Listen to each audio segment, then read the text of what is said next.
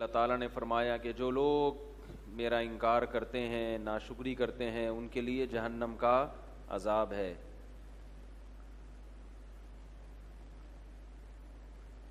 کلما القی فیہا فوج، جب بھی کوئی گروہ آئے گا جس کو فرشتے جہنم کی آگ میں پھینکیں گے، سألہم خزنتہا، تو جہنم کے خزانچی، جو جہنم کے داروغہ ہیں، وہ اس سے پوچھیں گے الم یأتکم نذیر، تمہارے پاس کوئی اس آگ سے ڈرانے والا نہیں آیا؟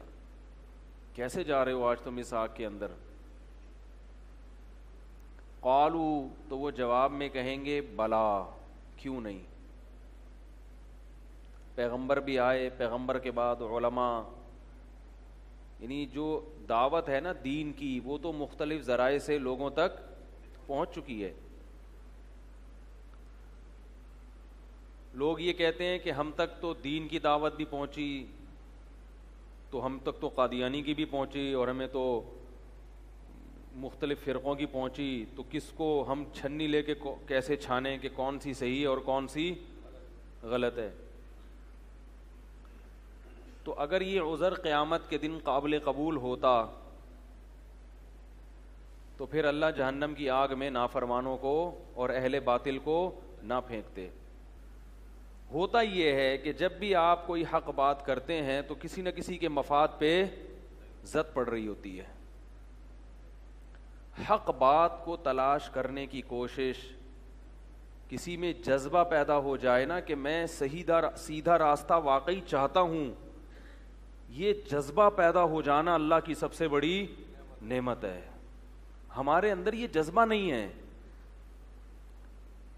ہم پہلے ایک نظریہ بناتے ہیں، پھر ہم یہ چاہتے ہیں کہ یہ جو مولانا صاحب بات کر رہے ہیں نا اسی کے مطابق چلتے رہیں، یعنی پہلے ایک چیز فرض کر لی، اب اس کے مطابق یہ اگر اس سے ہٹیں گے تو یہ غلط ہے۔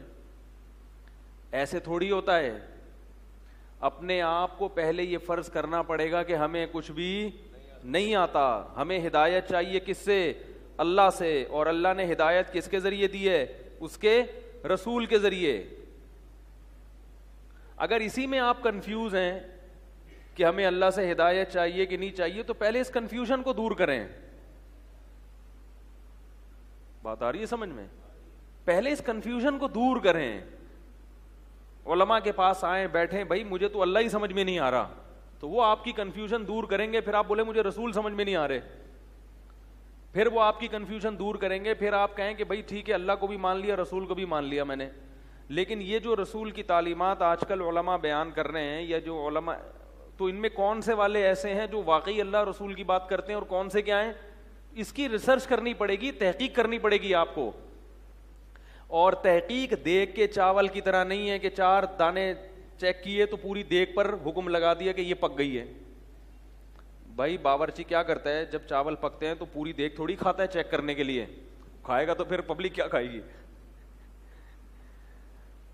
بھائی ایک ایک دانہ کھا رہا ہے، آخر دم تک کے سارے پک گئے، پک تو گئے لیکن دیگ ختم، تو وہ 2-4 دانے چیک کرتا ہے، چکھتا ہے اور اندازہ لگا دیتا ہے پوری دیگ پر۔ تو علماء کے بیانات یہ دیگ کے چاول کی طرح نہیں ہے، ایک بیان سنا تھوڑا سا، وہ بھی پورا نہیں، اور ایک دم فتویٰ لگا دیا یہ مولوی ٹھیک نہیں ہے۔ تو اتنا چھوٹا ظرف ہوگا تو میرے بھائی پھر سیدھا راستہ نہیں ملے گا۔ جس چیز کی ضرورت انسان کو محسوس ہوتی ہے اس میں حق کی تلاش کرتا ہے۔ بات بار بار آتی ہے، یہ میں مثال کہیں رہ نہ جائے، جس چیز کی ضرورت ہوتی ہے نا اس کی میں مثال دوں گا۔ ایک لوگ بار بار ایک ہی سوال جب مجھ سے ریپیٹ کرتے ہیں نا تو افسوس ہوتا ہے، افسوس اس پر ہوتا ہے کہ میں جس بات کا جواب دے چکا ہوں آپ نے وہ پورا کلپ سنا کیوں نہیں؟ اور اگر آپ کے پاس پورا کلپ سننے کا ٹائم نہیں ہے تو پھر آپ بولو بھائی ہم اس کی تحقیق میں لگتے ہی نہیں۔ مختلف قسم کی لوگوں کے پاس دعوتیں آتی ہیں، صحیح ہے، تو لوگ پریشان ہوتے ہیں ہم حق تک کیسے پہنچیں؟ بالکل ایسے پہنچیں جیسے صحیح ڈاکٹر تک پہنچ جاتے ہیں آپ۔ 2 نمبر حکیم بھی ہے نا مارکیٹ میں، کیا خیال ہے؟ 1 نمبر بھی ہیں، 2 نمبر بھی، ڈاکٹروں میں 1 نمبر بھی ہیں اور 2 نمبر بھی، تو وہاں کیسے پہنچ جاتے ہیں؟ آپ اپنی پوری کوشش کرتے ہیں بھائی کس سے علاج کرانا ہے, اور یہ اپنے شعبے میں ماہر ہے, یا سب سے پہلے بات جس کے پاس ڈگری نہیں ہوگی اس کے پاس تو کبھی بھی نہیں جاؤ گے تو پرلے درجے کے احمق ہو, چاہے وہ کتنا بڑا فنٹر ہو. ایک حکیم آیا جامعۃ الرشید میں, کئی سال پرانی بات ہے, وہ چھوڑنا شروع کر دی اس نے لمبی, میں یہ اس نے کہا میں نے ایک ایسی نس ایجاد کی ہے سینے کے اندر, یعنی ایک سینے کے اندر ایک ایسی نالی ایجاد کی ہے جس کا ابھی تک ڈاکٹروں کو بھی پتا. میں نے کہا یہ بہت بڑا چھوڑو, اس کو پتہ نہیں میڈیکل سائنس کہاں سے, یہ ہم کو بیوقوف سمجھ رہا ہے. وہ پورا چیر پھاڑ کے میرے بھائی ایک ایک رگ چیک کر لی, اور انہوں نے ابھی ایک نئی نس ایجاد کر لی ہے. تو جیسے میڈیکل سائنس میں پوری ڈاکٹروں کی ایک جماعت ہے, ایک پینل ہے, ایک نیا آدمی اٹھ کے تمام ڈاکٹروں کے خلاف ایک نئی تحقیق مارکیٹ میں لائے گا تو آپ بولو گے بھائی تجھے کتابوں کے حوالے اللہ کا واسطہ نہ دے, یہ تیری کتابیں تیرے حوالے اپنے پاس رکھ, یا تو یہ حوالے غلط ہیں یا ان حوالوں کا وہ مطلب نہیں ہے جو تو بیان کر رہا ہے. ایسے ہی علم دین میں پورا ایک علماء کا سیٹ اپ صدیوں سے چلا آ رہا ہے. اگر اس میں 2 نمبر ہیں تو 1 نمبر بھی اس میں موجود ہیں. پورا ایک سلسلہ چلا آ رہا ہے. اور یہ بھی آپ یاد رکھو کہ خود رو پودوں کے قریب مت پھٹکو, کوئی بیک اپ ہونا چاہیے. جیسے رشتہ جب کرتے ہو, لڑکا اٹھ کے آئے آپ کی بیٹی کا رشتہ مانگنے, تو فیملی بیک اپ دیکھتے ہو کہ نہیں؟ وہ کہ میں بہت نیک ہوں, میں نمازی پڑھتا ہوں, زکات میں. کہ ابا کون ہے؟ ابا کا تو مجھے پتا نہیں بھائی, مر گئے ہوں گے, نہیں مرے ورے نہیں, مجھے نہیں پتا کون ہے بھائی. قبر دکھا دو ابا کی, بھائی ابا کا کنفرم نہیں ہے, لیکن مجھے دیکھو میرے ابا پہ کیوں جا رہے ہو, مجھے دیکھو کہ میں کیا ہوں, کتنا نیک ہوں. آپ بولے کہ تیرے باپ ہی کا نہیں پتا تو ہم تجھ پہ کیسے اعتماد کریں؟ کسی بھی عالم کو پہچاننے کے لیے سب سے پہلے دیکھا جاتا ہے یہ اس کا سلسلہ کیا ہے, کون سے بزرگ ہیں جن کا اس کے اوپر ہاتھ ہے, جنہوں نے اس پر اعتماد کیا ہے, جنہوں نے اس کو ممبر پہ بیٹھنے کی اجازت دی ہے, جو اس کی غلطیوں پہ اس کو تنبیہ کر سکتے ہیں. ہمارا گھیرا تو بہت ہی تنگ ہے, ہمارے پیچھے تو ایک بہت بڑا ادارہ ہے, ہم تو ڈانٹ کھاتے ہیں خوشی سے. میں ایک جگہ بیان کر کے آیا, 6 سال پہلے ڈیفینس میں بیان تھا, ختم قرآن کے موقع پر 6-7 سال ہو گئے, بڑا زبردست, لوگ بھی بڑا خوش, مجمع ٹوٹ گیا, مل رہا ہے, گلے مل رہا ہے, اور لوگوں کیا پتا پھینکے آئے انہوں نے یا بڑا خوش. ہمارے استاذ جو تھے انہوں نے میرا بیان سنا, انہوں نے مجھے بتایا کہ یار بالکل صحیح نہیں کیا آپ نے, یہ باتیں آپ نے بالکل غلط کی ہیں. ہمارا اتنا سا منہ ہو گیا. اس وقت ان کی وہ بات سمجھ میں نہیں آئی, لیکن بعد میں واقعی سمجھ میں آئی کہ انہوں نے کہا کہ آپ غلط ٹریک پہ ڈال رہے ہو لوگوں کو. ان کا تجربہ زیادہ, ان کا علم زیادہ. پبلک تو خوش ہو گئی, پبلک کو گرم کرنا, پبلک کو نعرے لگوانا یہ کوئی مشکل کام نہیں ہے. جتنی الٹی باتیں کرو گے پبلک اتنا ہی زیادہ خوش ہوگی. تو انہوں نے کہا یہ آپ مجھے سمجھایا انہوں نے بٹھا کے, تو الحمدللہ میں نے کہا ٹھیک ہے, میں آئندہ یہ بات نہیں کروں گا, اور مجھے پتہ بھی چلا کہ بھائی صحیح کہہ رہے ہیں. تو یہ اندھی تقلید نہیں ہے, یہ جو بھی خاندانی ہوتا ہے نا اس کا کوئی نہ کوئی ابا, اس کو اندھی تقلید نہیں کہتے. اندھی تقلید وہ ہوتی ہے کہ آپ نے اپنی لگام جس کے ہاتھ میں دی ہے وہ خود قابل اعتماد ہے ہی نہیں. جیسے جاہل پیر ہوتے ہیں جو خود قرآن و سنت کو فالو نہیں کر رہا, آپ نے اس کو فالو کرنا شروع کر دیا. پہلے یہ تو ثابت ہو کہ یہ خود قرآن و سنت کا عاشق ہے. تو ہمارا جن بزرگوں سے تعلق ہے, ہم نے زندگیاں ان کے ساتھ گزار کے پہلے یہ آبزرو کیا ہے کہ یہ خود بھی قرآن و سنت کو فالو کرتے ہیں کہ نہیں کرتے, پھر ہم نے ان سے اپنی لگام ان کے ہاتھ میں دی ہے.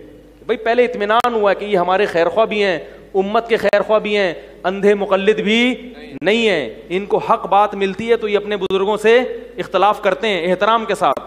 پوری اطمینان کے بعد انسان پھر کسی پر اعتماد کرتا ہے. اندھی تقلید یہ ہوتی ہے کہ جو ملے وہ پھونکے لگائیں, جن چڑیل بھوت بھگا لیے, یا شکل اچھی ہے اس کی تو بس جو پھر حضرت نے پھینکنا شروع کی اور آپ نے لپیٹنا شروع کر دی. ٹھیک ہے نا, ایسا نہیں ہوتا. تو کسی کو شیخ بنانے سے پہلے اس کو بھی آزمایا جاتا ہے. اور میں تو اس میں اور احتیاط کرتا ہوں کہ اس زمانے میں تصوف میں کسی کو شیخ بنانے سے پہلے یہ ضروری ہے, اتنا کافی نہیں ہے کہ اس کو کسی بزرگ سے خلافت ملی ہو. نا نا نا نا, آج کل خلافتیں ملنا بہت آسان, کسی کو بھی نائب بنا دیا جاتا ہے اپنا. آپ بھی اس کے ساتھ رہو, اس کی صحبت میں بیٹھو, اس کے بعد آپ اندازہ لگاؤ کہ واقعی یہ صحیح بات کر رہے ہیں کہ نہیں کر رہے. صحیح عمل ان کی زندگی میں ہے یا نہیں ہے. دنیا کے ایسا تو نہیں کہ یہ لالچی لوگ ہوں, کیونکہ انسان سے غلطی ہو سکتی ہے.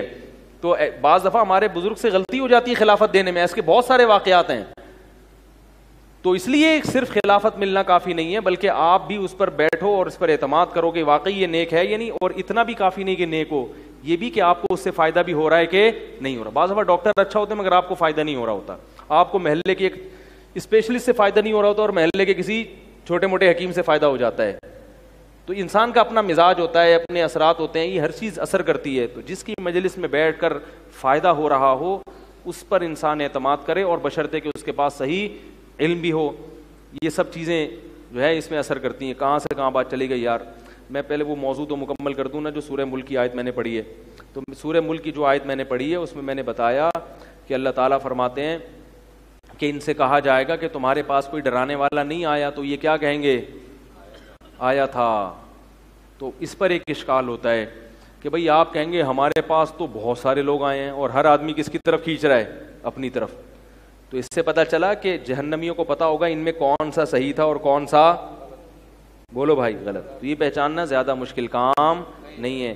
اللہ کو حاضر ناظر جان کر آخرت کو سامنے رکھ کر آبزرو کیا کریں کہ کس کو فالو کرنا ہے اور کس کو نہیں کرنا.